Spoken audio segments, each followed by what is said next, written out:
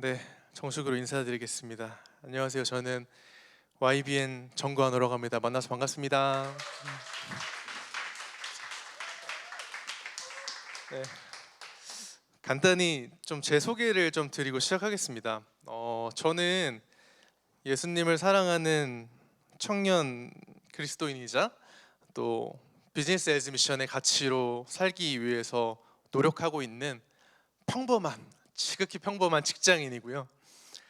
어, 똑딱이라는 그 병원 갈 때 쓰는 앱 만드는 회사에서 초보 팀장으로 일하고 있고요. 집에서는 15개월 된 여기 보이시는 예쁜 딸을 양육하는 또 초보 아빠로 고군분투하고 있습니다. YBA는 그 대학생 때부터 제가 오기 시작했으니까 꽤 오랫동안 함께 하고 있고요. 특별히 IBA 내에서 청년 모임을 세우는 일에 좀 힘을 쏟고 있습니다. 제가 컨퍼런스나 포럼은 진짜 매년 참가하는 프로 참석러인데 발표는 오늘이 좀 처음이거든요. 그래서 사무총장님이 작년에는 뭐 갑자기 좀 사회를 시키더니 올해는 발표를 해야 된다라고 하셔가지고 부족하지만 순종하겠습니다라고 했는데 좀 많이 긴장이 되고 떨립니다. 제가 이거 발표 이게 나와서 할 수 있는 그런 정도의 사람인가? 또 오 대표님 앞에 또 강의를 들으면서 내가 여기 설 수 있는 짬이 아닌데 이렇게 하면서 들었는데요. 부족하지만 또 우리의 삶과 가장 맞닿아 있는, 가장 평범하지만 또 가장 자연스러운 이야기들을 좀 나누려고 하고요. 이번 순서는 좀 한 템포 쉬어간다고 생각하시고 편안하게 들어오셨으면 감사하겠습니다. 네, 저희 영배머 네트워크는 IBA 안에서 시작된 젊은 배머들의 모임이에요. 그래서 자발적으로 이렇게 배머들이 모이게 된 그 그룹이라고 보시면 되고요. 세 줄로 요약하면 비즈니스 세계 속에서 선교적 삶을 살아가기 위해서 고민하는 청년들의 자발적인 모임입니다. 저희는 잠시만요. 네, 20, 30대 주로 20, 30대 대학생, 취준생, 직장인, 창업가, 예술가, 사역자 등의 청년들이 다양하게 모이고 있습니다. 이렇게 늘어났지만 많이 모이진 않아요. 숫자는 많잖아요. 이런 영역의 사람들이 있다. 저희는 법인이나 단체는 아니고요. 그냥 작은 소모임입니다. 그래서 끈끈한 멤버십보다는 각자의 삶을 살다가 한 3개월, 2, 3개월에 한 번씩 분기로 모여서 이제 느슨한 연대로 모이는 걸 좀 지향하고 있고요. 대표나 풀타임 스텝이 없고 운영진이라고 불리는 공동 리더들이 이제 자기 회사 퇴근하고 혹은 휴가 내고 파트타임으로 섬기고 있습니다. 오늘 제가 나누고 싶은 이야기는요, 대단한 성공 스토리는 아니에요. 앞에 YBN 10주년이 되고 이렇게 얘기했지만 그간 YBN이 해왔던 활동에 대한 결과 보고 이런 것도 조금 저는 투머치라고 좀 생각을 했어요. 그냥 제가 오늘 여기 올라와서 하고 싶었던 얘기는 그냥 좀 같은 고민을 가지고 있는 누군가가 왠지 이 자리에 오셨을 것만 같아가지고 그분을 위해서 들려주고 싶은 이야기들을 좀 정리해봤습니다. 저희가 뱀장 안에서 오래 활동하신 선배님들 좀 가끔 마주치거든요. 그러면 이제 저 가서 저 YBN 정관호입니다 이렇게 인사하잖아요. 그러면은 그 3단 콤보로 이렇게 화답을 해주시는데, 첫 번째로 YBN? 아직도 모여? 그리고 안 없어졌어? 이렇게 3단 콤보로 화답을 해주세요. 그래서 놀라시는데요. 다들 어른들은 놀라시는데 놀라시는 이유 두 가지입니다.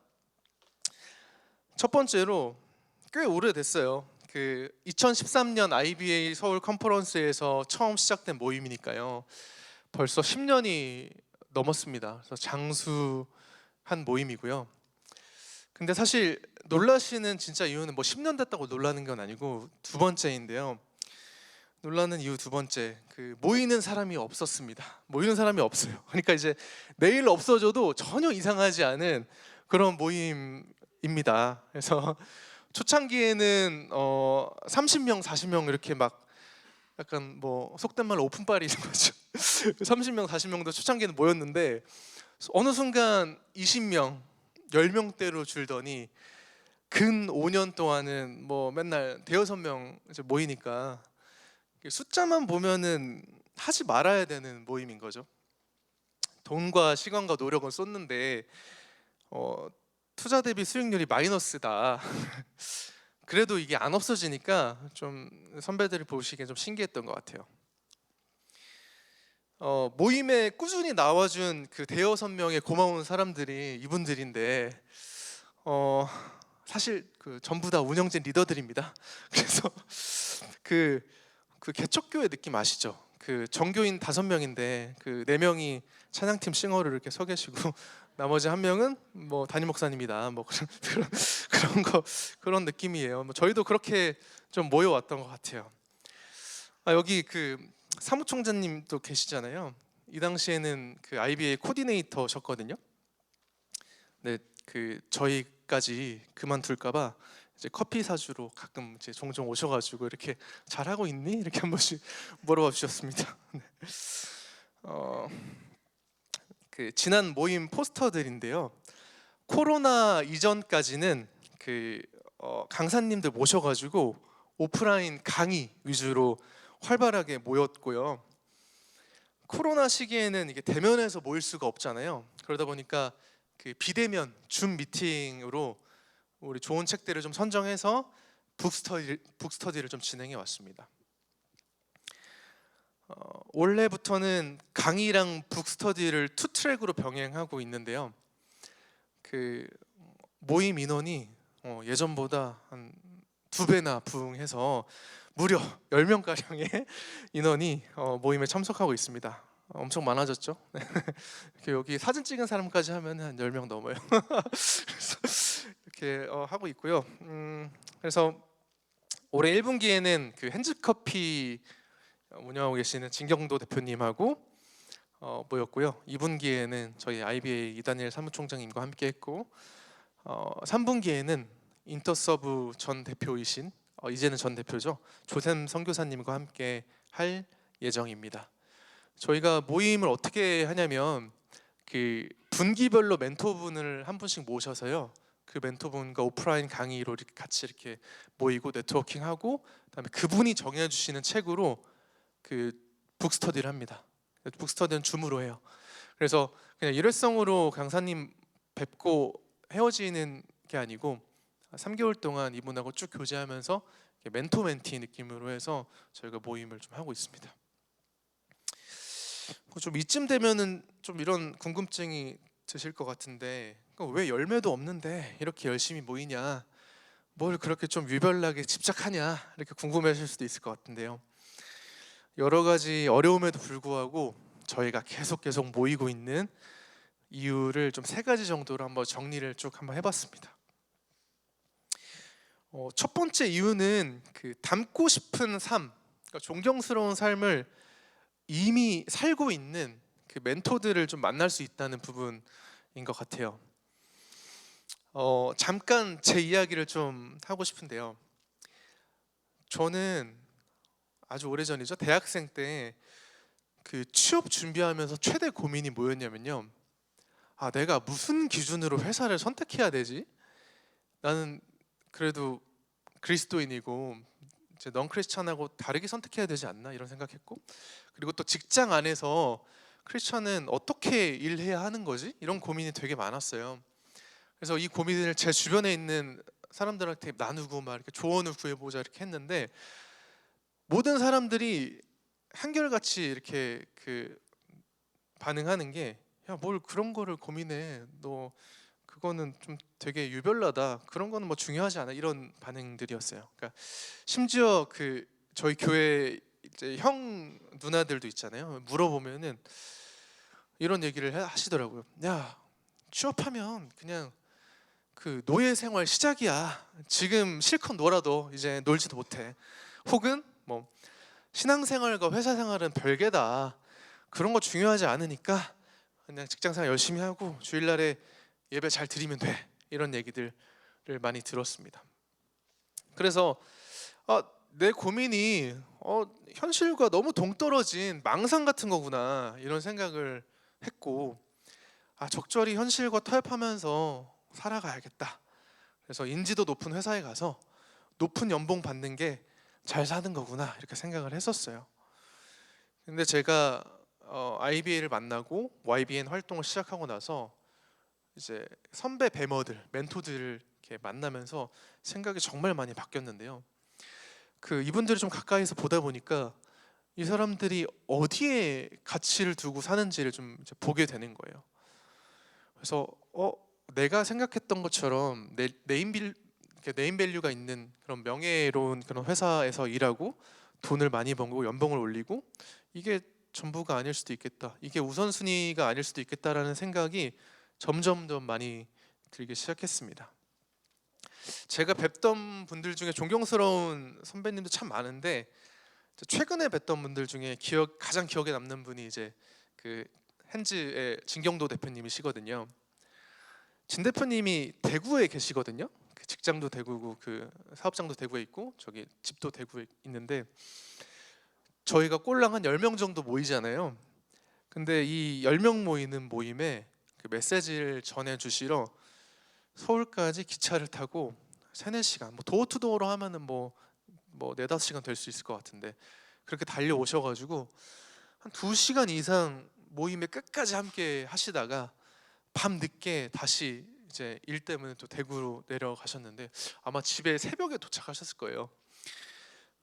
근데 뭐 그렇다고 저희가 막 사례를 막 제대로 뭐 이렇게 풍족하게 뭐 드릴 수 있는, 그냥 거의 교통비 정도 드리는 수준인데 그렇게 할 수 있는 재정도 안 됐는데 그걸 다 감안하고 그걸 기쁘게 함께 해주시더라고요. 저는 알고 있었거든요. 진 대표님이 그 10명 모이는 자리에서 강의하시는 분이 아니거든요. 이런 데서 뭐 300명, 400명 이런 모이는 데서 이제 그렇게 강의하시는 분이라는 거 알고 있었고, 또 진짜 바쁘셔가지고 그 1시간 내는 것도 진짜 어려우신 분인데 저분은 무엇에 가치를 두고 살길래 이렇게 할 수 있는 거지? 나라면 할 수 있을까? 그러니까 저는 강의 내용도 좋았지만 그 발걸음 자체가 굉장히 충격이었고 깨달음이었던 것 같아요. 그러니까 이런 것들이 너무 좋아요. 이런 멋진 배머들을, 선배 배머들을 꾸준히 뵐 수 있다는 게 이 모임을 유지하는 첫 번째 이유입니다. 두 번째 장점은요, 그 어디에서도 나누기 어려운 진짜 리얼한 고민들이, 청년들의 고민들이 있거든요. 그거를 솔직하게 나눌 수 있는 모임이라는 거예요. 안전한 울타리 안에서 나눌 수 있는 건데 저희 모임에 나오는 한 형제님의 간증을 좀 들려드릴까 하는데요. 이 차 얘기를 제가 뒤에서 해드릴게요. 이 형제님은 20대 전부를 캠퍼스 선교에 그냥 바친 사람이에요. 진짜 열정적으로 헌신했고 뜨거웠던 형제님인데 이제 30대가 되면서 좋은 회사에 취업도 하고 결혼도 하고 아이도 생긴 거예요. 돈이 조금 생기니까 차를 한 대 사야겠다 싶었대요. 근데 사실 이분은 원래 면허도 없던 분이에요. 옛날에는 막 나는 노방전도를 해야 되는데 뭐 차가 뭐가 필요하냐, 차는 사치다 막 이랬던 분이에요.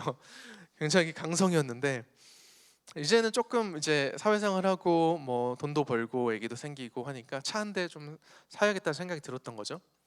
여튼 이제 면허도 따고 이제 차를 사려고 기도하는 중에 갑자기 어머니께서 당신이 타시던 2006년식 이제 은갈치 같이 생긴 이 자동차를 물려주시겠다 이런 말씀을 하셨대요. 근데 이 형제님 이 차가 뭔지 너무 잘 아니까 타기 싫은 거예요. 저 은갈치 타느니 차라리 없는 게 낫겠다 뭐 이렇게 생각하고 있었는데 옆에서 아내가 이거 기도 응답이다, 이거 감사하게 받아야 된다, 여기서 이제 받았대요. 근데 이제 차를 탈 때마다 너무 쪽팔린 거예요. 특히 도로 위에 이렇게 양옆에 외제차들하고 이렇게 다 같이 서 있으면은 신호 대기할 때 좀 이거 아닌데 이런 생각이 들었고, 주차장에서 이제 차 문을 열고 내릴 때마다 그 하차감이라고 하잖아요. 하차감이 너무 안 좋았다. 그래서 나는 이 정도 차를 탈 만한 사람이 아닌데, 나 이 정도 급이 아닌데 내가 저 차를 타는 사람보다 못 찾진 않은데, 이런 생각이 막 올라왔다고 하더라고요. 그래서 빨리 새 차를 사야겠다라는 생각으로 열심히 이제 검색을 해가지고 최종 결정을 했는데, 그게 외제차였어요. 레인지로버. 이 형제님이 이제 그 취업하고 대기업 다니던 이제 소득 수준이 이제 주변에서 높으니까 자기도 이제 좀 이렇게 레인지로버 타야겠다는 생각을 했나 봐요. 근데 그 순간 하나님이 20대 때 캠퍼스 선교하던 시절 어느 한 날에 잊고 있었던 본인의 모습을 보여주셨대요. 예전에 이제 함께 선교단체 사역할 때 지인이 있었는데, 그 지인이 1억이 넘는 그 레인지로버를 교회 주차장에 주차해 놓은 걸 보고, 진짜 이 돈으로 아반떼 5대 뽑아가지고 사역자들 나눠주지 못할 망정, 이거 뭐 하는 짓이냐 진짜 이거, 이러면서 이제 분노하고 통탄했던 이제 기억이 떠오른 거예요. 그래서 나 그렇게 살지 말아야지 했는데, 똑같은 레인지로버를 보고 있던 이제 본인을 이제 발견을 하게 된 거죠. 그래서 결국에는 이제 고백하는 것이, 나도 똑같은 죄인이구나, 이걸 깨닫게 되는 거고, 다른 사람들과 똑같이 물건에 가치를 두고 세상 소비 문화에 깊숙하게 젖어 있고 나도 똑같구나. 그러니까 이게 무슨 차를 타야 될까 고민하다가, 주님, 저는 의인이 아닙니다. 전 죄인입니다. 뼈저리게 하나님 앞에 이제 엎드리고 하나님 은혜로 살겠다고 고백하고 회개하고 이런 그 간증들을 했는데, 이런 되게 소소한 간증이잖아요. 뭐 일상에서 할 수 있는 회사 생활하다가 혹은 내가 이렇게 뭔가 가정에서 있다가 사회생활 하다가 하는 고민들에 대해서 이런 소소한 간증거리들이 YBN에 매우 많아요. 그러니까 이게 그 동질감을 느끼는 그 청년 또래들끼리 있어서 더 편하게 이렇게 나눌 수 있었던 것 같아요. 그래서 그게 매우 좋다는 거고요. 그 마지막 그 세 번째는 뭐냐면, 이게 되게 작지만 단단한 공동체거든요. 이 공동체 안에서 저희가 20대부터 30대 오는 그 삶의 순간순간들을 함께하는 기쁨이 되게 크더라고요. 저희가 그 대학생 때, 취준생 때 원래 처음부터 모이기 시작했어요. 되게 오래전이죠. 근데 벌써 다들 취업을 하고 결혼을 하고 아이가 생겼습니다. 올 가을에도 또 저희 멤버 한 명 또 시집 보내는데, 저희들끼리는 우스갯소리로 YBN 오면 취업의 문이 열리고 결혼의 문이 열리고 퇴의 문이 열린다 라고 이제 우스갯소리를 하는데, 그러니까 인생의 큰 변화들을 함께 거치면서 좋은 일도 슬픈 일도 이렇게 같이 나눌 수 있는 또래 공동체가 있다는 게 진짜로 행복한 일이고 되게 귀한 거라는 걸 많이 느끼고 있고요. 요즘에 나누는 고민들은 뭐냐면, 이제 조금 회사에서도 연차가 되고 하니까 회사를 좀 이직해야 될 것 같은데 어디로 가는 게 좋을까, 그리고 어떻게 옮기는 게 좋을까, 어떤 기준으로 우리가 행동해야 될까, 이런 것들에 대해서 나눔도 하고요. 그다음에 이제 리더십으로 이제 발령되는 사람들도 있어요. 팀장으로 이제 그 승진이 됐는데 어떻게 팀원들을 잘 리딩해야 될까, 그다음에 성과에 대한 압박감에 대해서 어떻게 우리가 이걸 헤쳐나가야 될까, 이런 나눔도 하고 있고요. 또 되게 중요한 나눔이죠. 일과 육아를 병행하는 거. 그래서 몸도 마음 너무 지치는데 이게 부부가 지치지 않고 서로 팀 플레이를 잘할 수 있는 방법은 뭐가 있을까, 이런 나눔도 다방면으로 하고 있습니다. 자, 앞으로도 이런 삶의 변곡점들이 많을 텐데 더 많은 청년들과 일을 함께 할 수 있었으면 좋겠다라는 생각들을 하게 됩니다. 하다가 잘 안 된다고 포기했으면은 이런 간증도 못했을 것 같은데요. 여전히 소수이고 여전히 미련한 것 같고 굉장히 비효율적이지만, 그럼에도 불구하고 중요한 건 꺾이지 않는 모임이다 라고 생각을 하고요. 다음 달에도 저희 모임은 계속될 예정입니다. 그래서 관심 있는 청년들은 이쪽으로 좀 들어와 주세요. 그 QR 찍으시면은 저희 오픈 카톡방으로 바로 연결되거든요. 그래서 QR 찍고 들어오시면은 저희랑 소식도 받아보실 수 있고 함께 하실 수 있습니다. 이건 좀 TMI인데 이렇게 초대를 하면요, 이렇게 물어보시는 질문들이 있어요. 그 몇 살까지가 청년이냐? 나 마음만은 좀 젊은데 들어가도 되냐? 라고 이렇게 물어보시는데, 사실 저희가 뭐 나이 제한이 있는 건 아니에요. 근데 이제 주요 구성원이 20, 30대라고 말씀드리는 거고, 40대 이제 분들도 종종 오시고 잘 지내고 있습니다. 근데 이제 뭐 그 이상 이제 큰 형님 누님들이 오시면 좀 어색하실 수는 있습니다. 그래서 가장 자연스럽게 오실 수 있는 방법은 이제 어른들의 경우에는 멘토로 강의를 하러 오시거나, 아니면 뭐 이렇게 찬조하러 오시면은 이렇게 자연스럽게 오실 수 있습니다. 그래서 함께 해주시면 너무 좋을 것 같습니다. 마지막으로 제가 함께 생각해볼 만한 질문을 좀 던져드리고 내려가려고 하는데요. YBN에서 북스터디했던 책인데 저희가 너무 좋았어가지고 생각이 많이 나는 책이에요. 시간교회 담임하고 계시는 이정규 목사님이 쓰신 책인데, 야근하는 당신에게고요. 그 책의 프롤로그에 어디서도 위로받지 못하는 세대를 위하여라는 그 장이 있어요. 짧은데 제가 좀 잠깐 읽어드리고 질문 던질게요.